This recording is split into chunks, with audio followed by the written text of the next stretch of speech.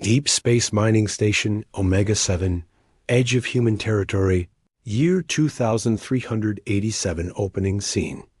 Captain Jack Miller stood on the command deck of the mining station, watching the stars through reinforced glass. The station had been quiet for months too quiet. His crew of 40 humans worked the asteroid fields, extracting rare minerals that kept Earth's colonies running. The peace shattered when sensors detected an unknown vessel approaching. Not human. Not any known alien race from the Galactic Council. Database dot the ship. The vessel emerged from hyperspace like death, itself black as void, shaped like a blade cutting through space. No visible weapons, yet every instinct screamed danger. The ship's hull seemed to absorb light, rather than reflect it. First contact. "Sir, they're hailing us," reported Tom, the communications officer, his voice steady despite the sweat on his forehead. The view screen flickered to life. The being that appeared made everyone step back. 7 feet tall, draped in shadows that moved like living smoke. Where its face should be, only darkness with 2 points of cold blue light for eyes. It spoke without moving any visible mouth. "I am the Reaper. I have come for the one called human."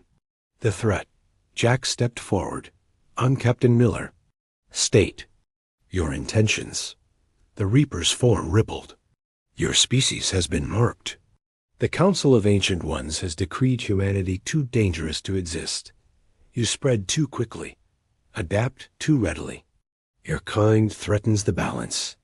We've broken no galactic laws," Jack protested. "Laws?" The Reaper's voice carried what might have been amusement. "I predate your laws. I predate your council. I am the ending of civilizations that grow beyond their bounds. 12 species have fallen to my harvest. Humanity will be the 13th. The challenge." Jack's jaw tightened. The crew looked to him, fear evident, but also something else, that stubborn human defiance that had carried them to the stars. "And if we refuse?" "Refuse?" The shadows around the Reaper writhed. "None refuse death. I will start with this station, then Earth, and every human colony. Your species will be memory, then myth, then nothing." The unexpected response. Jack did something that no species had done in 10,000 years of the Reaper's existence. He laughed. "You want to destroy humanity? You and what army?" The Reaper paused, genuinely confused. "I need no army. I am the Reaper." "Yeah, well, we're humans. We've been trying to kill ourselves for millennia, and we're still here. You think you're death? We invented 20 ways to split atoms before we invented faster-than-light travel. We weaponized diseases, turned science into war, and still managed to reach the stars. You want to reap us? Get in line." The crew's response. The fear in the command center transformed. Backs straightened. Hands moved to weapons. These weren't soldiers. They were miners, engineers, medics. But they were human. And humans had long history of telling death to wait its turn. Tom activated the station-wide comm. "All hands, we have a hostile. Prep for engagement." Lisa, the chief engineer, cracked her knuckles. Finally, some excitement. Even young Mike, fresh from Earth on his first deployment, managed a grin. "My grandpa fought in the Mars Rebellion with nothing but a wrench and determination. Guess it's my turn." The Reaper's realization. For the first time in eons, the Reaper felt something it hadn't experienced before: uncertainty. These creatures didn't cower. They didn't beg. They stood straighter in the face of annihilation.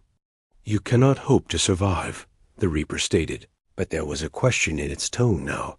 Jack smiled, the kind of smile that humans wore before doing something impossibly stupid and impossibly brave. "Survive? Maybe not. But here's what you don't understand about humans. We don't need to survive. We just need to make sure you remember us. And trust me, after today, you'll never forget humanity." The view screen went dark. The Reaper's ship hung in space, silent and waiting. Jack turned to his crew. Well, folks, looks like we're making history. Let's show this ancient bastard why humans are the scariest species in the galaxy. Asterisk, the attack came without warning. 1 moment, the mining station Omega-7 hummed with normal activity. The next, reality itself seemed to tear apart. The Reaper's weapons passed through their shields like they didn't exist. Dark energy that made metal rot and systems fail. Hull breach in Section C, Tom shouted over the alarms. We've lost artificial gravity in the lower decks. Jack gripped his command chair as the station shook. All hands, this is the captain. Implement Protocol 7. Lisa looked up from her engineering console, eyes wide. Protocol 7? But sir, I know what it is. Jack cut her off. Do it. Protocol 7 wasn't in any official manual. It was humanity's worst-kept secret, whispered in bars and discussed in encrypted channels. Ever since first contact with alien life, Earth had been preparing, not for peace, for war, for the day something decided humans were the problem. Reactor controls transferred to manual, Lisa announced, her fingers flying across her console. Beginning controlled overload sequence. We'll have 15 minutes before critical mass. The station shuddered again. Through the viewports, they could see the Reaper's ship firing beams of pure darkness that ate through their hull like acid through paper. Sir, the mining bay. Mike's voice crackled over the comm. The young man was stationed 3 levels down. The equipment I have an idea. Before Jack could respond, Mike was already moving. On the security monitors, they watched him sprint through failing corridors toward the mining bay. The kid grabbed a plasma cutter, a tool designed to slice through asteroids, and began rewiring it. What's he doing? Tom asked. Lisa's eyes lit up with understanding. He's turning it into a weapon. Genius! If we reverse the containment field and narrow the beam. She was already pulling up schematics. All mining teams, this is engineering. Grab your cutters and follow these modifications. Another impact. This time, the lights flickered and stayed dim. Emergency power kicked in, bathing everything in red. The Reaper's voice echoed through the station, coming from everywhere and nowhere. Your resistance is pointless. Submit to your ending. Jack activated the station-wide comm. You hear that, people? Death himself thinks we're pointless. Let's show him what pointless humans can do. A cheer went up from the crew. Not the cheer of soldiers or heroes, but of miners and workers who'd had enough. Humans who'd been pushed too far. In the mining bay, Mike had finished his modifications. He hefted the transformed plasma cutter, now a crude but effective energy weapon. Come on, then, he muttered, seeing shadows creeping through the breached hull. Let's dance. The shadows took form, extensions of the Reaper, moving like liquid death. Mike fired. The modified cutter's beam was blindingly bright, and where it touched the shadows, they screamed. Actually screamed. It works, Mike shouted into his comm. The mining equipment hurts it. But there were too many shadows, and Mike was just one. Man, they surrounded him, closing in. Mike, get out of there. Jack ordered. Mike looked at the reactor readout on the wall. 12 minutes until overload. Then at the shadows between him and the exit. Then at the manual blast doors that could seal the mining bay. Sorry, Captain, Mike said quietly. Someone's got to buy you time. He slammed the emergency seal, trapping himself inside with the shadows. Through the security feed, they watched him fight. He took down 3, 5, 7 shadows before they overwhelmed him. His last act was to destroy the door controls, ensuring the seal couldn't be opened from either side. The command center fell silent. Then Lisa slammed her fist on her console. That's it. That's fucking IT. Her usual calm professionalism cracked, replaced by something primal, something the Reaper had never encountered in its previous harvests: human rage. Tom, route all power to the mining lasers. L of it. That'll burn them out in minutes. I don't need minutes. I need them to hurt. Her fingers danced across controls, reprogramming mining lasers meant for precision work into weapons of destruction. Outside, the station's mining array swiveled toward the Reaper's ship and fired. The beams weren't elegant. They weren't efficient. But they were powered by human fury and desperation, and they carved into the Reaper's vessel like claws. For the first time in 10,000 years, the Reaper's ship bled. Black ichor leaked from the wounds, drifting in. Space like oil. The ship itself seemed to shudder, and the Reaper's voice carried something new surprise. Impossible. My vessel is beyond your primitive. Shut up, Lisa screamed, redirecting more power. Mike was 19. 19. The lasers burned brighter, cutting deeper. And that's when they all saw it the ship wasn't just organic. It was alive. It writhed in pain, pulling back from the station. Jack stood slowly, his face hard as stone. You wanted to reap humanity? Congratulations. You just learned our first lesson. We don't die quiet. We die loud, we die angry, and we take everything with us. 8 minutes to reactor overload. The real fight had just begun. Asterisk.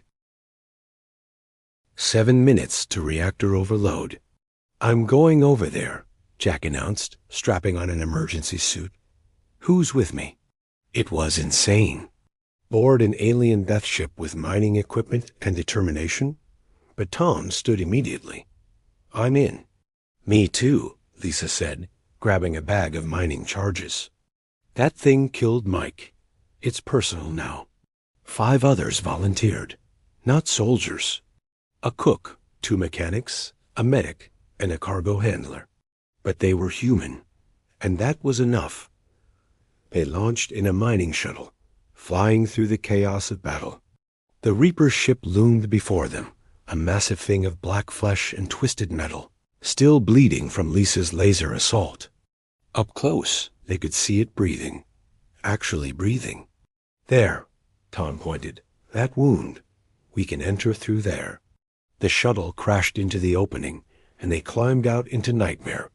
The ship's interior was wrong. Corridors that bent. In impossible ways. Walls that pulsed with heartbeat.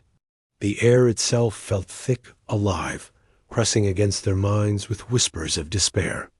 Stay together, Jack ordered, hefting his modified plasma cutter. And whatever you hear, don't listen. They pushed deeper. The walls were lined with trophies, artifacts from dead civilizations. A crystal that sang mourning songs. A weapon that had never fired its last shot. Toys from children who would never grow up. 12 species, all gone, their last remnants displayed like a museum of extinction.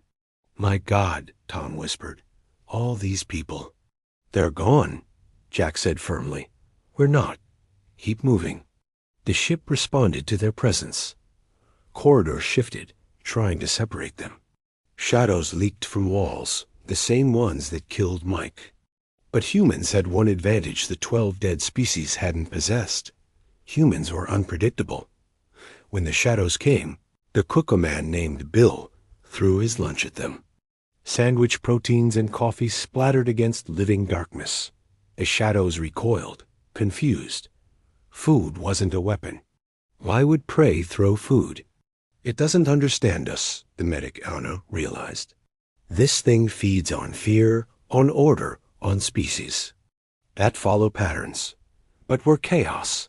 She was right. The ship expected them to run or fight in predictable ways. Instead, Lisa started planting charges while singing an old Earth song off-key. Tom told bad jokes into his cone. Bill continued throwing food. Their chaotic emotional spectrum fear mixed with anger, grief with determination, and somehow humor. In the face of death made the ship's organic system stutter. They found the center, a vast chamber where the Reaper waited. Up close, it was even more terrifying. Ancient beyond measure, wrapped in darkness that hurt to perceive. But Jack noticed something else. The chamber held only one throne. The walls showed images of others like the Reaper, but they were faded, old. "You're alone," Jack said suddenly. "You're the last one." The Reaper's form rippled. "I am eternal." "I am—" "You're lonely," Tom interrupted, understanding dawning. "The ancient ones who sent you, they're dead, aren't they? You're just ... continuing, because you don't know what else to do." For a moment, silence. Then the Reaper moved, fast as thought. Jack barely got his weapon up in time. The fight was brutal, impossible. The Reaper had strength beyond measure, knowledge of a million ways to kill. But Jack fought dirty. He threw pocket sand. Why did he have pocket sand? Because he was human, and humans prepared for everything. He went for what would be eyes if the Reaper had them. He bit when grabbed, kicked where it might hurt, fought without honor or grace, just pure, desperate survival instinct. "Why?" the Reaper demanded, holding Jack by the throat. "Why won't you accept death with dignity?" Jack spat blood and laughed. "Dignity? We're humans. We crawled out of the mud, killed everything that tried to eat us, and conquered a world that wanted us dead every day. Dignity is for species that had it easy." Lisa's voice crackled, overcome. Charges set. 30 seconds. The Reaper turned toward her voice, and Jack did something no being had done in the Reaper's long existence. He sucker-punched death in what might have been its face. The Reaper dropped him, more from shock than pain. "You dare, I dare everything." Jack gasped. "That's what humans do. We dare." The charges exploded. The ship screamed, a sound that was felt rather than heard. Organic walls ruptured. Systems failed. The Reaper's form flickered. Its connection to the ship severed. 4 minutes. "To station reactor overload," Tom reported. "We need to go. Now." They ran. Through collapsing corridors, over bleeding floors, racing death itself. The shuttle was where they'd left it. Barely functional, but enough. They launched just as another section of the Reaper's ship imploded. Behind them, the Reaper stood in, its dying vessel, watching them flee. For the first time in its existence, it had been wounded. For the first time, prey had become predator. 3 minutes to overload. The shuttle raced toward the station, but they wouldn't make it in time to stop the reactor. Jack looked back at the Reaper's crippled ship, then at his crew battered, bleeding, but unbroken. "Tom, send a message to Earth. Tell them the Reaper is real. Tell them we drew first blood. Tell them ... He paused, then smiled. "Tell them humanity just declared war on death itself." 2 minutes. The real test was about to begin. *1. Minute to reactor overload. The shuttle crashed into the docking bay with seconds to spare. Jack's team stumbled out, but there was no time to run. A reactor was going critical. "Everyone brace." Lisa shouted . Then Jack did something unexpected. He turned back toward the viewport, facing the Reaper's damaged ship. Blood ran down his face from the fight. His left arm hung useless. But he stood tall. "Override the overload," he told Lisa quietly. "What?" "Captain, we do it. This isn't over." Lisa's fingers flew over her portable console. The reactor's whine decreased, stabilizing at critical, but contained. The station shuddered but held. The Reaper's ship drifted closer, wounded, but not dead. Its voice echoed through the station again. Different now. Curious. "You stopped your own trap." "Why?"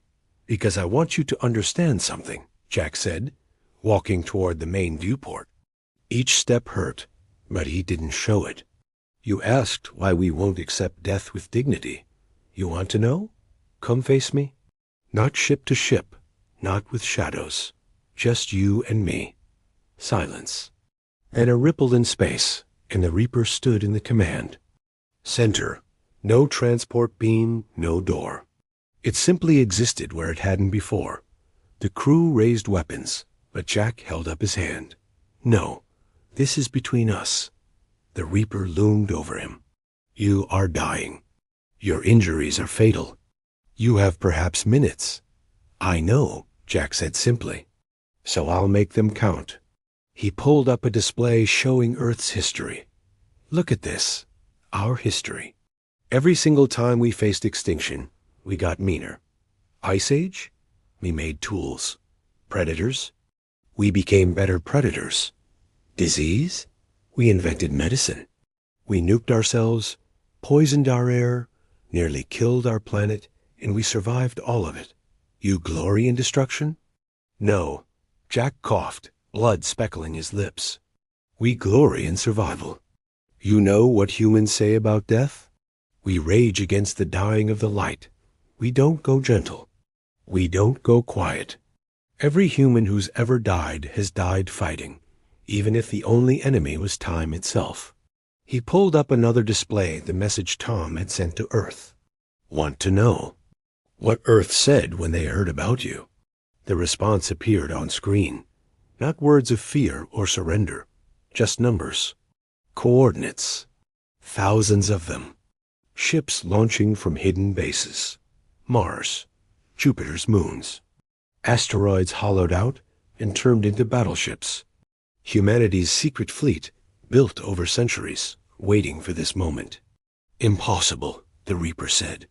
Your technology cannot. We reverse-engineered a crashed Andromedan scout 50 years ago. Tom spoke up. We've been preparing, not for first contact, for the day something decided we needed to die. More displays lit up. Other ships launching from Earth's colonies. Mining vessels retrofitted with weapons. Cargo haulers filled with soldiers. Even civilian craft. Families who'd rather die in space than wait for death at home. You've awakened. Something, Jack said, his voice getting weaker. Not fear. Hope. For the first time in decades, humanity has a common enemy. We're not fighting each other anymore. We're united. And we're coming for you. The Reaper studied the displays. Millions of humans, all preparing for war. Not organized military precision, but chaotic, angry determination. Scientists working beside soldiers. Children learning to build weapons beside their mathematics. An entire species transforming into something new. This is madness, the Reaper said. No, Jack smiled, blood running down his chin. This is humanity. We don't have your technology. We don't have your power. But we have something you don't understand. We have spite. Pure, beautiful human spite. We'll die by the billions if. We have to, but we'll make sure you remember us. Jack's legs gave out. He fell to his knees, but kept his eyes on the Reaper. You came here thinking you were death, but you're not. You're just old and tired and following orders from ghosts. We're not afraid of you. We feel sorry for you. Sorry? The Reaper's form rippled with something that might have been offense. Asterisk. You're alone, Anna, the medic, said softly. She was working on Jack, trying to keep him alive. You've been alone for so long you've forgotten what it's like to be anything else. That's why you keep trophies. You're trying to remember what? It was like when things mattered. The Reaper was silent. Around them, displays showed more ships launching. A newscaster on Earth was interviewing a grandmother who'd signed up to fight. A child was drawing pictures of humans standing against shadow. Songs were being written, stories told. Humanity was doing what it did best, turning fear into fuel. There. Not afraid, the Reaper observed, something like wonder in its voice. We're terrified, Jack corrected, his voice barely a whisper now, but fear just makes us angry. And angry humans change the universe. He looked up at the Reaper with fading eyes. You want to know the real difference between us and those 12 dead species? They tried to survive.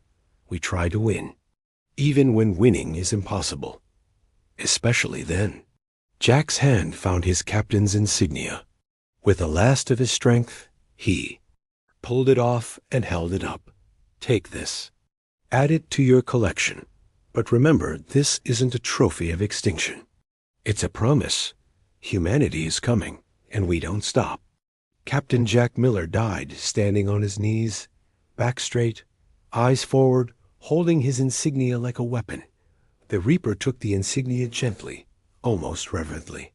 For the first time in 10,000 years, it had witnessed something new. A species that made death itself uncertain. Sir, Tom said, tears streaming down his face, but voice steady. What are your orders? The Reaper looked at the human crew.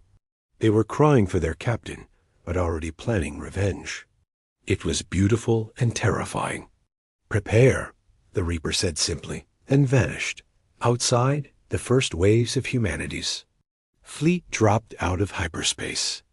Ugly ships, hastily built, probably wouldn't last a real battle, but there were thousands of them, and more were coming. Asterisk. 6 months later, Captain Tom Walker stood on the bridge of the UES Defiance, formerly mining. Station Omega-7, now humanity's first war fortress. Jack's insignia hung in a place of honor, surrounded by pictures of Mike and the others who died that day. Contact on long-range sensors, his tactical officer reported. It's the Reaper, sir, and he's not alone. Tom straightened. Battle. Stations. But what emerged from hyperspace wasn't an attack fleet. It was a graveyard. 3 ships like the Reapers, but wrong. Dead-looking. Their organic hulls were gray, rotting, held together by technology that sparked and failed. Behind them, something vast approached a ship the size of a moon, ancient, beyond measure. The Reaper's voice echoed across all channels. Humans, the ancient ones have awakened. I woke them when I failed to harvest you. They come to finish what I could not. Why warn us? Tom asked. Because ... The Reaper paused. Captain Miller was right. I have been alone too long. I followed. Orders from the dead. But you, humans, you are alive in ways I had forgotten existed. The moon-sized ship broadcast a message. The voice was older than the Reaper's, colder.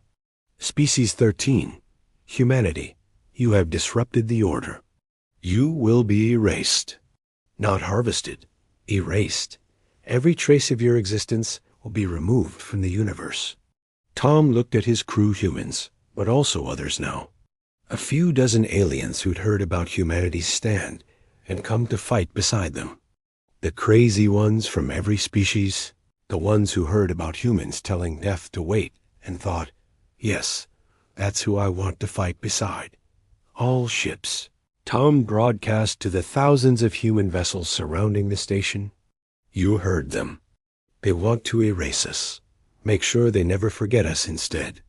What followed wasn't a battle. It was chaos given form. Human ships attacked without formation, without grand strategy. A cargo hauler rammed into an ancient ship, detonating its cargo of mining explosives. Fighter pilots played chicken with vessels millions of years their senior. Lisa, now commanding her own ship, had turned an entire asteroid into a missile. The ancients had technology that defied understanding. Weapons that deleted matter, shields that bent reality. But they had one weakness. They fought with logic, with patterns built over eons. Humans fought like maniacs. Sir, Tom's sensor officer shouted. The Beijing is making an attack run on the moon ship. The Beijing was a colony transport, barely armed. But its captain had filled it with nuclear waste and was flying it like a battering ram. The ancient moon ship's weapons deleted it from existence, But nuclear waste didn't delete cleanly. It exploded across 16 dimensions, creating a chain reaction the ancients hadn't predicted. Because who would weaponize garbage? Humans would. The Reaper fought beside them, its ship healed but different. Where it had been pure black, now there were lights taken from the debris of human ships, integrated into its flesh.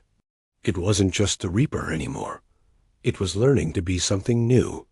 Reaper, Tom called out during a brief respite. You said there were 12 species before us. What happened to them? They died with dignity, the Reaper replied. They accepted their fate. And humans? Humans. The Reaper paused, watching a grandmother in a retrofitted shuttle kamikaze into an ancient fighter. Humans die with fury. The battle raged for hours. Humanity lost ships by the hundreds. But for every ship lost, 10 more jumped in from hyperspace. Earth was sending everyone. Military, civilian, scientific vessels turned into bombs. Even cruise ships full of volunteers who'd rather die in space than live knowing they didn't fight. Then something unexpected happened. The Galactic Council arrived not to fight, to watch. 20 species representatives come to witness humanity's last stand.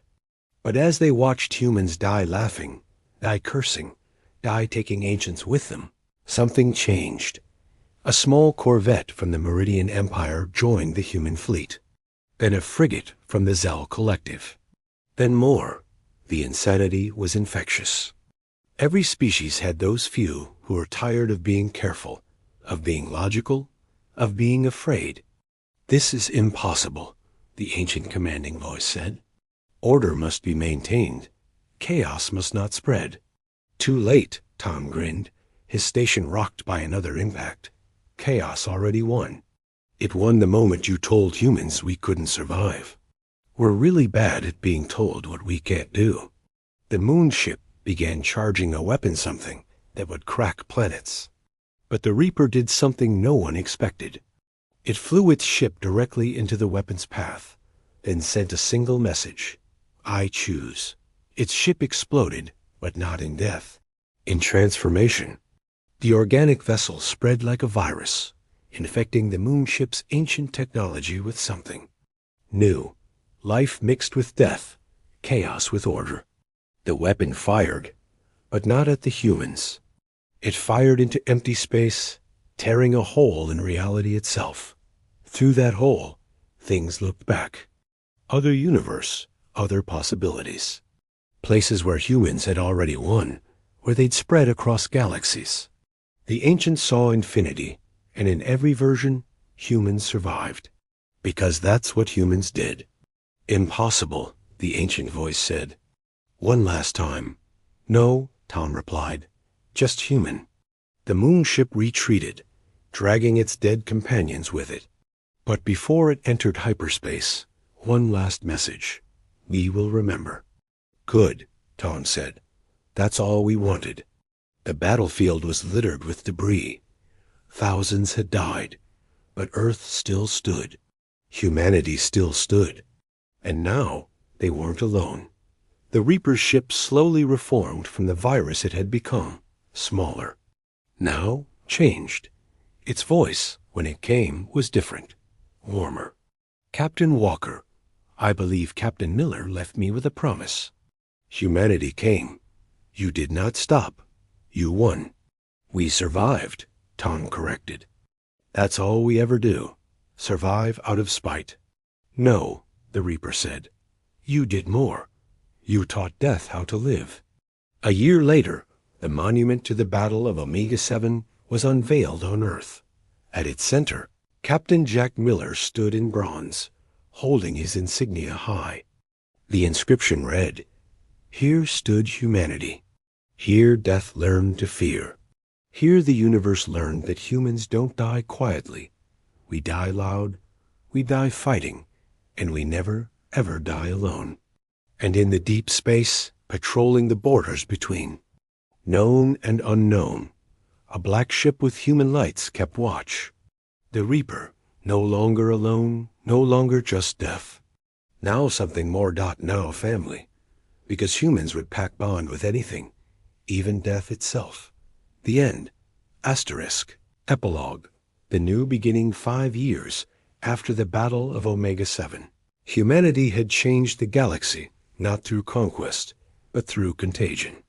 Their refusal to accept impossible had spread. Other species began taking risks, pushing boundaries. The ordered galaxy became wonderfully, chaotically alive. And somewhere in deep space, Tom received a message from an unknown sector. Captain Walker. This is Survey Ship Adventure. We found something. Another ancient ship, but this one's been dead for millions of years. Want to poke it with a stick and see what happens? Tom laughed. Only humans would find an ancient death ship and want to. Poke it. On my way, he replied. Bring sticks. Because that's what humans did. They found dangerous things and made friends with them. They looked at the impossible and asked, but what if we tried anyway? And sometimes, just sometimes, the impossible blinked first. Asterisk.